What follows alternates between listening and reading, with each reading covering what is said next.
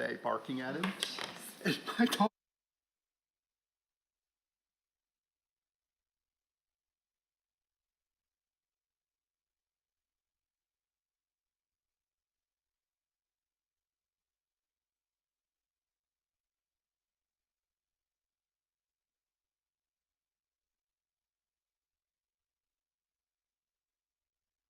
All right. I guess we'll start the meeting. I'm not going to gavel because everybody's at attention, right? So we're going to do that. Welcome, everybody, to our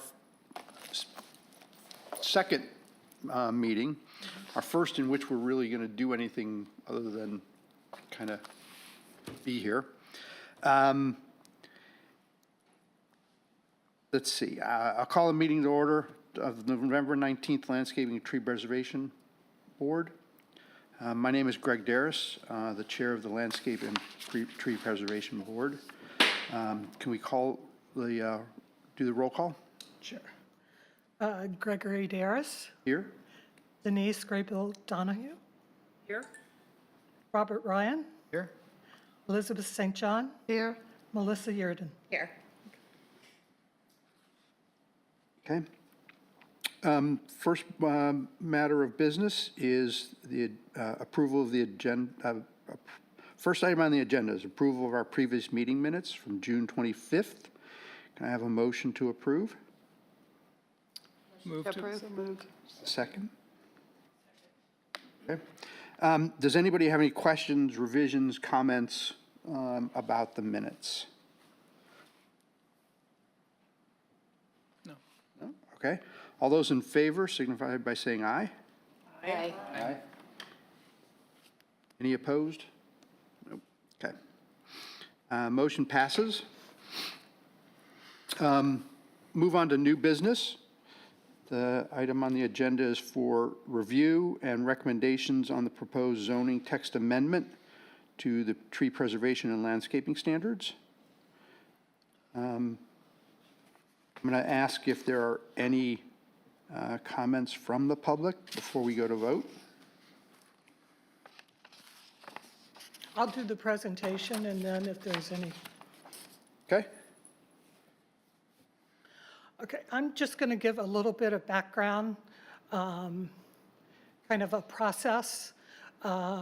So this was the process that was followed in adopting the original landscape and tree preservation ordinance. So our text amendment that we're working on now is an amendment to that to include landscape standards.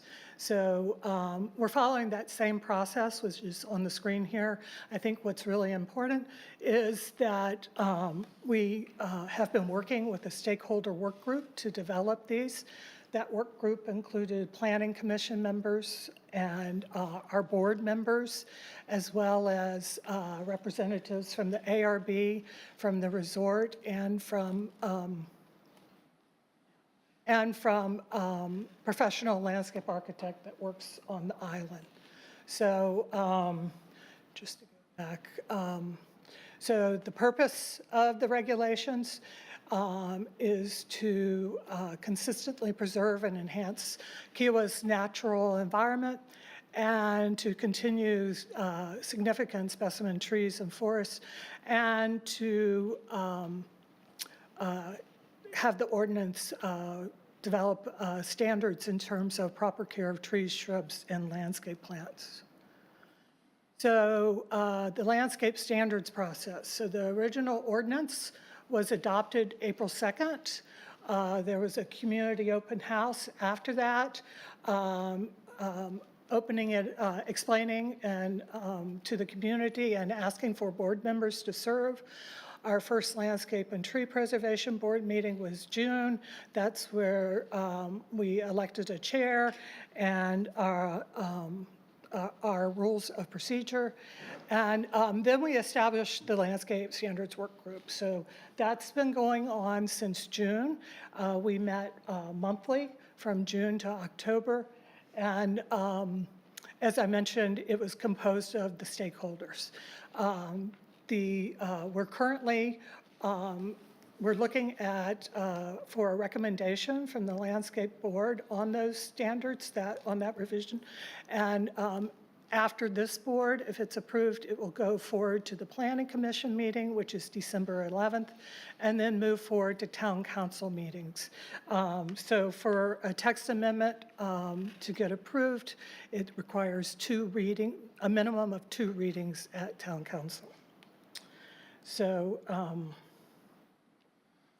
so these were factors that were considered during the process of development, these landscape standards. Designing with nature, of course, the guidelines, the standards and guidelines that have been being used for the last 30 years. Also, building on to the Grow Native component, which was a program the town has been working on. Kiowa Next, how these changes might affect the town's comprehensive plan, looking at where neighborhoods are aging, what redevelopment would mean in terms of landscape and landscape standards.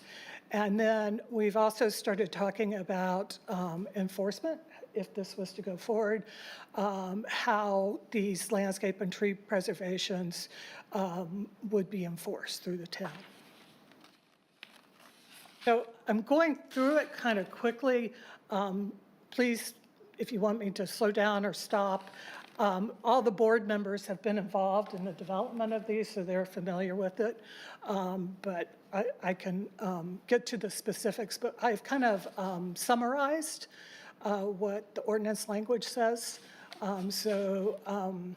It deals with the applicability of these minimum landscape standards, which include all new construction, exterior remodeling, parking areas, change of use, addition to structures, and at the request of the planning director. Similar to the tree preservation portion, the single family is exempt in this landscape standards phase. Landscape plan requirements, so we've got specific on items that we want, minimum items that we wanted to see in a landscape plan. It is going to be required that a licensed landscape architect, licensed to practice in the state of South Carolina, sign and seal the plans. It had the ordinance language includes the minimum requirements that should be part of that landscape plan, including a plant list and utilities on the drawings and such. So one of the key elements of accountability is tying this to the issuance of a certificate of occupancy. So the installation of all landscape, at the end of a project, the installation of the landscape material as approved on the plan will need to be certified by the landscape architect with a letter.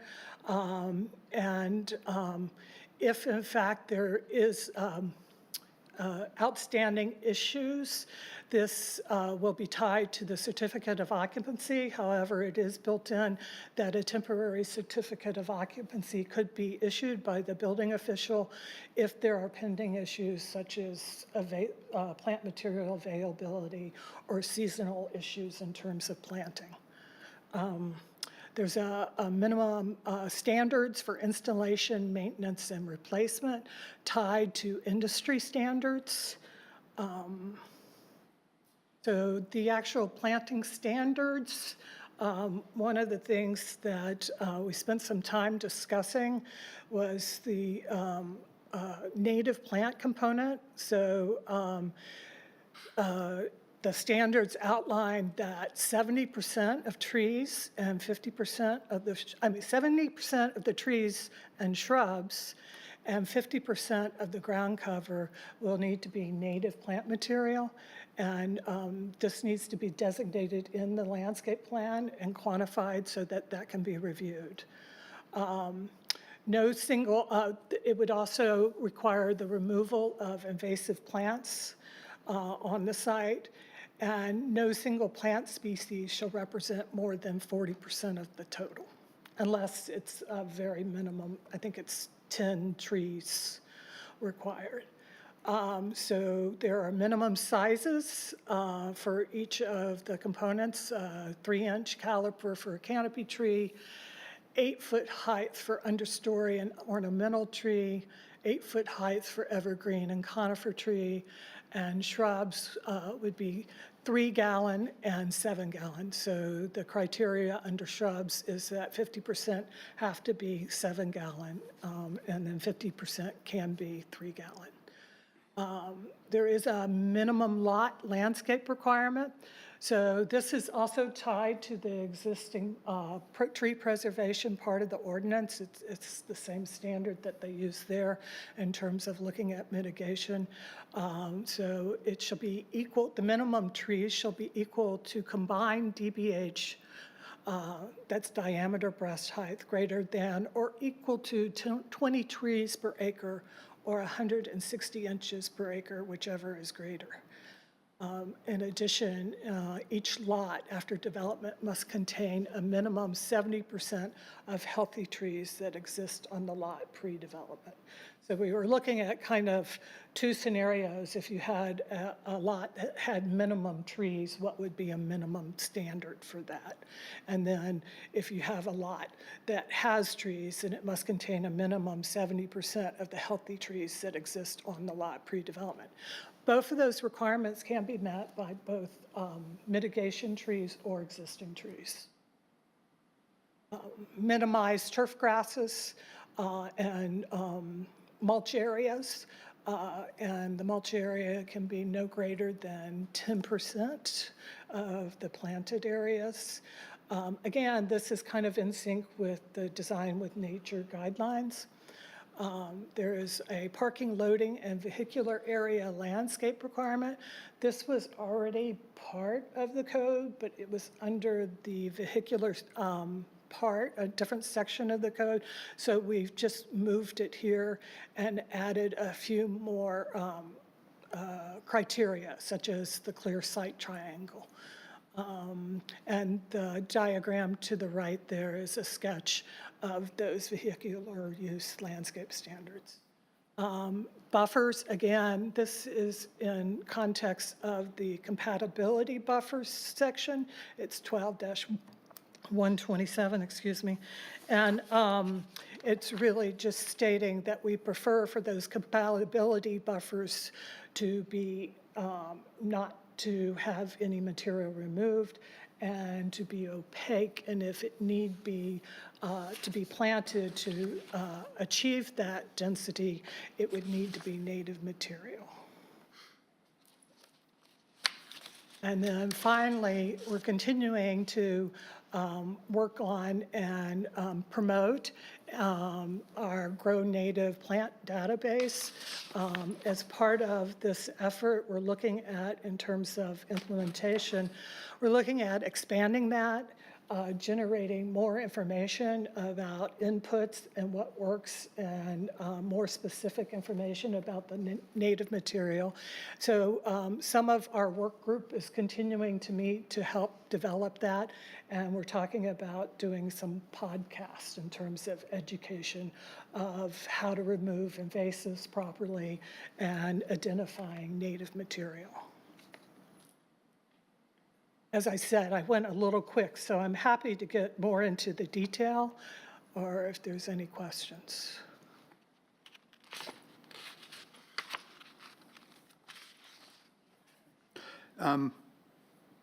I wanted to thank everybody who participated in the working group sessions. I thought they were very enlightening.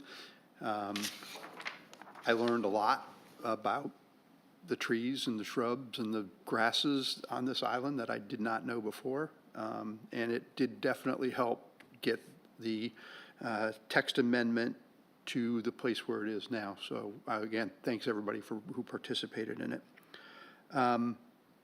I'll again say, are there any questions from anybody in the audience?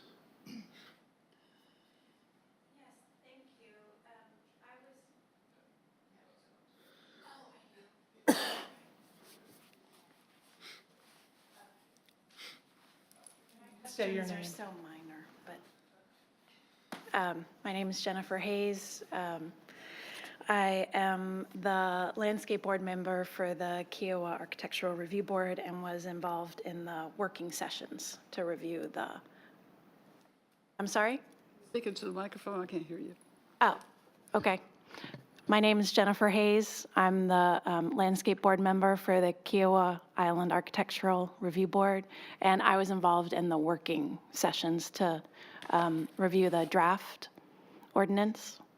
And so I just had a question about the final language, as I have not had an opportunity to see the final draft.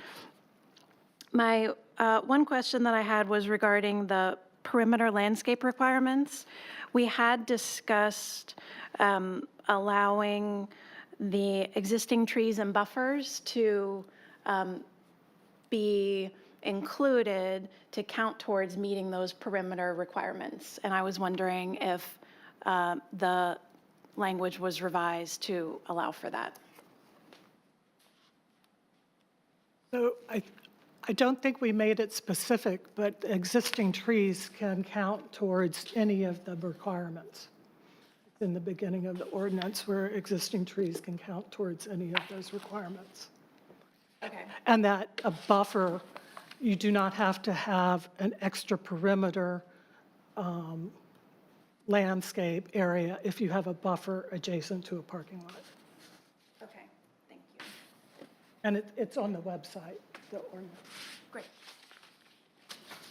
Could I say one more thing?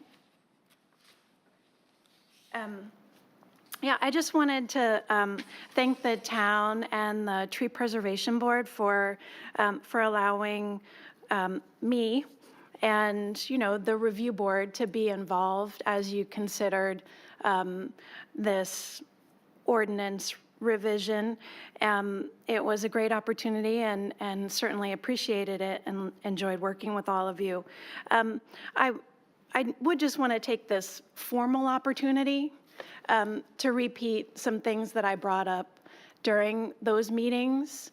And that is to say that while I appreciate being included in the group, you know, there were some things that were brought up in those meetings that have not been addressed or included in the ordinance. Specifically, some concerns remain, you know, which may prove in the fullness of time to not be a concern, but I'll just raise them here so that they're documented for future consideration. And that is that, you know, the concern remains about the fault of taking guidelines and turning them into a legislation, an ordinance, which a lot of the language that's being considered for adoption is taking the intent of the ARB Designing with Nature guidelines and putting them into an ordinance, which does not have the same flexibility to work with the unique site conditions that arise on the island as a guideline does. I brought that up in the meetings, and I just would want to say that concern remains, and it seems to me to be an inherent flaw with what's being considered. In addition, I wonder about the potential conflict for our owners and our design teams on the island. If there is a disagreement between an ARB guideline review and a town ordinance review, because as Patria mentioned, there is a lot of duplication that's being considered, and what happens and what is the proper procedure for an applicant if there is a conflict between how ARB interprets a guideline and a town interprets an ordinance. And then the last concern that was raised, or question that was raised during those working sessions, was related to areas where I do see an opportunity for the town to provide some oversight for landscape that is not currently being managed by the ARB, and that's in relation to homes on Eugenia that are not under the purview of the Architectural Review Board. So those properties do not currently have oversight in terms of their landscape guidelines, and I pose the question of whether or not there would be an opportunity to include them in this ordinance. So, thank you.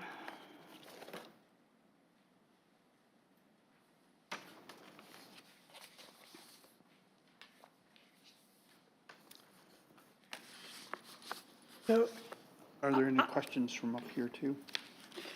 Well, my question would be, what would you propose as an alternative to an ordinance? Since you indicate that you don't think this ought to be put into an ordinance, what would your alternative for these guidelines be?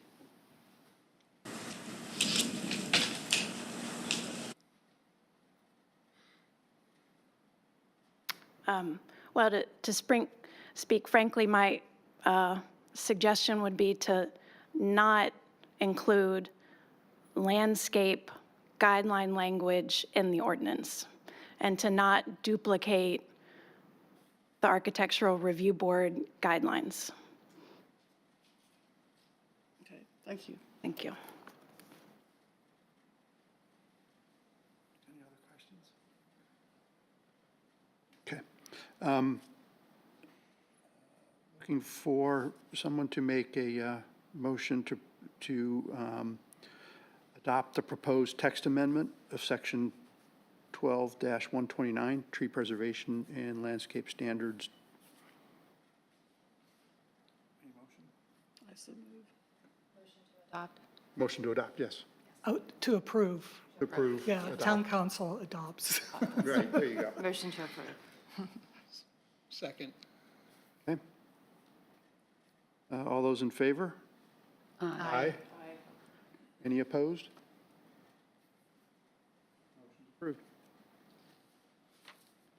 I think Petrea wanted to give us an update. I wanted to provide just two updates. One is in reference to Eugenia, in that we actually are doing further analysis currently on what's going on there in terms of the construction and the landscape and ARB. And so we are looking at that, and we'll get back to you, keep you posted as we look forward in terms of how to address that missing piece for those homes.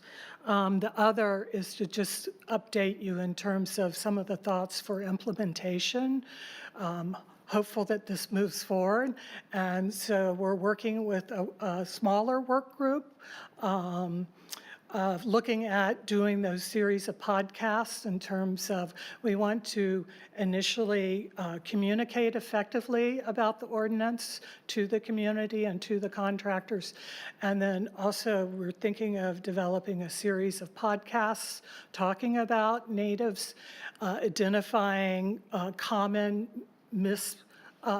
identification of natives and how to be effective in terms of pesticides and herbicides and invasive materials. So we're working on that. We're also in communication with Clemson in terms of any kind of continuing education materials that they have to help with that. And then we'll communicate that to the community. Also, I want to thank Denise for her lot of hours on the Grow Native database, and she's continuing to develop that and to develop the layers of information that are part of that. It's not just this is a native plant. It includes things about salt tolerance and pH and if it's deer tolerant, et cetera. So thank you. So I think that's, yep, that's all I got. Thanks for the update. The Eugenia thing was discussed, and it is a perplexing situation, given that the ordinance specifically leaves out single-family, and we knew it was something that was going to have to be continued to be discussed and figure out maybe with the ARB, what's the best solution for those few homes that it's applicable to. How many properties are we talking? There's 75 lots. 11 of them are covered by the ARB. 10 of them are currently under construction. I just went through the analysis, that's why I know. And then there's several that have already been renovated, but then there are several that are smaller and probably undervalued that are probably potential redevelopment. So we're trying to do that breakdown in terms of that and look at what the alternatives are, and if we address it, how we address it, and are there other elements that we want to address in addition to landscape for those homes.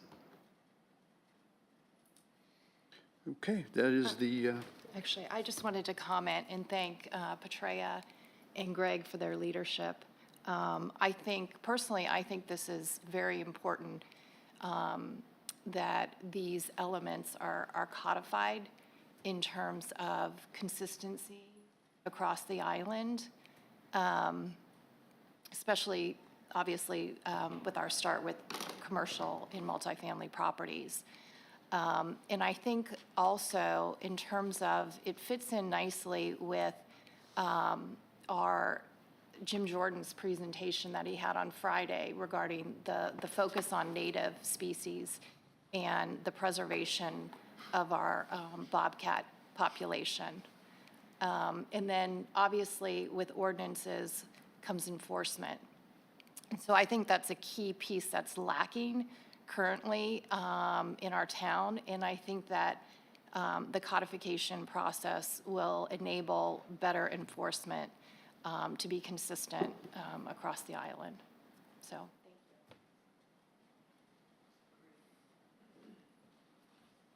you. okay, nothing else? Can we have a motion to adjourn? Move to adjourn. Second? Vote. All in favor, aye? Aye.